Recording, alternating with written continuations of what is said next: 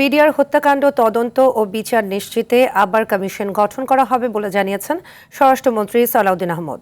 সচিবালয়ে সাংবাদিকদের তিনি আরও বলেন, সড়ক অবরোধ করার দিন শেষ, বৈধ পন্থায় দাবি উপস্থাপন করতে হবে। আরেক প্রশ্নের জবাবে মন্ত্রী বলেন, ফ্যাসিস্ট সরকারের সময়ে রাজনৈতিক বিবেচনায় আগ্নেয়াস্ত্রের লাইসেন্স বাতিল করা হবে। বিস্তারিত জানাচ্ছেন বিলাল হোসেন।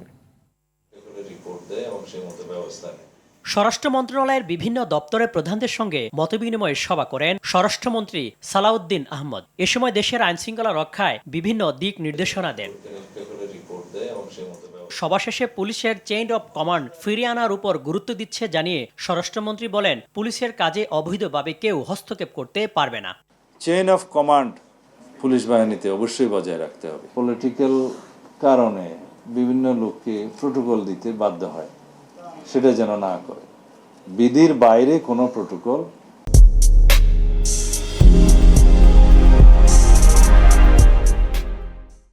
পুলিশ সুপাররা দিবে না।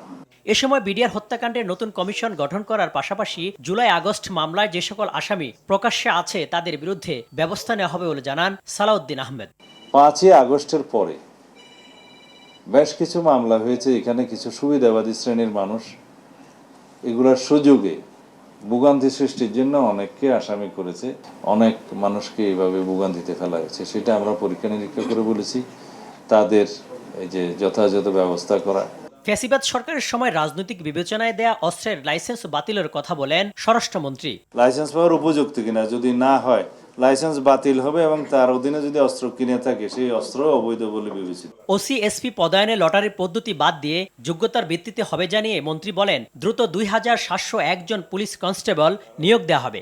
লটারির মাধ্যমে যে যাকে যেখানে পেয়েছে সেই লটারিটাও ট্রান্সপারেন্ট ছিল বলে আমরা মনে করি না। বিল্লাল হোসেন, RTV, ঢাকা।